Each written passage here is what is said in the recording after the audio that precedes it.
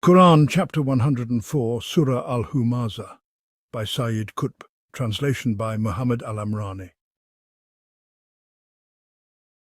In the name of God, the most compassionate, the most merciful, woe to every slanderer and backbiter who amasses wealth and counts it over, thinking that his wealth will make him immortal. Nay, he will surely be cast into the crushing fire. And what will make you understand what the crushing fire is? It is the kindled fire of God which rises up to the hearts. Indeed, it shall be closed in upon them in outstretched columns. This surah presents a vivid image from the early days of the divine mission. Yet it is a timeless portrayal, recurring in every age and setting. It depicts the small-minded, petty soul whose being is dominated by the wealth he has gathered, so much so that he can scarcely bear himself. He begins to perceive wealth as the highest value in life, a value that eclipses all others, whether human worth, the worth of truth, or the worth of principles. He imagines that by possessing wealth, he holds the dignity and worth of others in his grasp, without any account or reckoning. Such a person deludes himself into thinking that his wealth is a god, capable of all things, unable to be outdone by anything, not even by death, not even by the divine judgment and recompense, should he even believe in such things. Thus, he becomes obsessed with his wealth, delighting in counting it over and over, and a puffed-up arrogance takes hold of him, driving him to scorn the worth of others, to mock them and belittle them, to slander with his tongue and to ridicule with his gestures.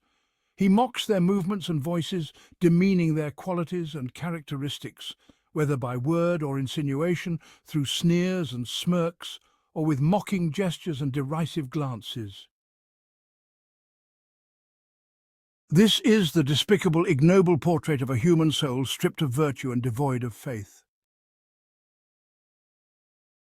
Islam abhors this base image of the human spirit, as it is against its elevated moral stance. The faith has repeatedly warned against ridicule, slander, and defamation in various contexts.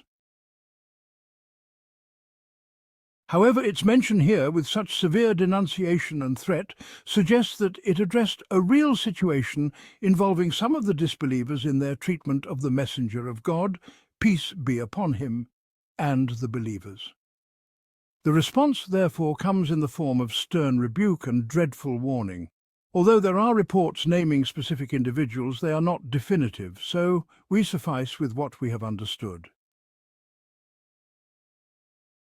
The warning unfolds as a vivid scene from the day of judgment, portraying a punishment both physical and psychological, a fire both tangible and intangible. The juxtaposition of crime and retribution, the mood of punishment, is evident. The image of the slanderer, who scorns and mocks people obsessed with amassing wealth, believing it to guarantee immortality, this image of arrogant pride fueled by wealth is met with the image of the castaway, neglected and thrown into the crushing fire, which shatters everything it engulfs, crushing his very being and pride. This is the kindled fire of God, and its attribution to God and its particular description instill a sense of terrifying awe. It seizes upon his heart, from which arise his mockery and scorn, where his arrogance and pride reside. To complete the picture of the crushed, neglected castaway, this fire is closed in upon him, with no one to save him or even inquire after him. He is bound within, like a beast tethered without respect. The wording is heavy with intensity. Counting indeed surely cast seizes extended columns. The language is emphatic through every possible means. He will surely be cast into the crushing fire.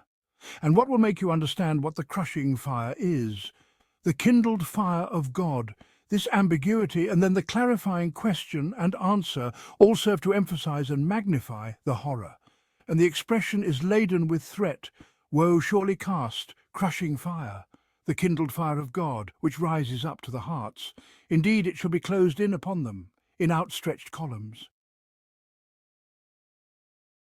All this creates a harmony in both imagery and emotion that mirrors the act of the slanderer. The Qur'an was guiding the unfolding events of the divine mission while simultaneously serving as its sharpest weapon, a weapon that shattered the plots of the schemers, shook the hearts of the enemies, and strengthened the spirits of the believers. In God's concern with responding to this base portrayal, two great meanings emerge. First, the vilification of moral degradation, the repugnance of this lowly image of the soul. Second, the defense of the believers and the preservation of their spirits from the humiliation of insult, reassuring them that God sees what happens to them, detests it, and will punish it. This reassurance is more than enough to elevate their spirits above the despicable schemes of their enemies.